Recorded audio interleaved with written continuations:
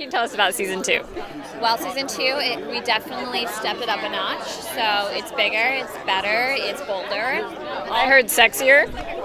It's a lot sexier. I do have this incredible push-up bra on, which right now in the comic book world is getting a lot of heat, but I want to make a point that with powers, yes, we are sexy, but it's so female empowered, and there is power in being sexy and strong and courageous and fully rounded. And what this show is a bunch of awesome female characters that are strong in all of those things. So I'm a huge feminist, and this show does not offend me, so you'll like it. How has your fan interaction been since season 1?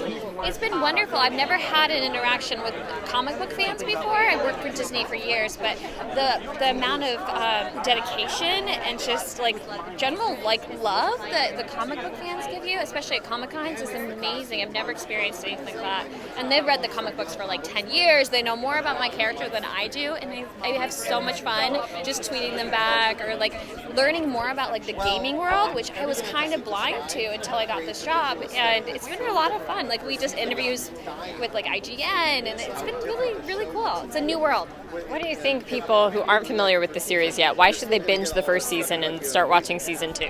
Well, you should binge season 1 because I want you to. And season 2 because it's a world that hasn't been made yet. And I know it's a comic book, and you're like, oh yeah, I know what that's like. But ours is realistic, and since we're on PlayStation, we have no rating system, so we can be honest to the comic book. The comic books are dark, and we can be realistic to that and show what the world would really look like if there were powers on the planet. And it's not like good and bad. It's not evil and the good guy comes saves the day. It's a very shady gray area, and what is that? And we get to dive into that world, and it's a fun ride.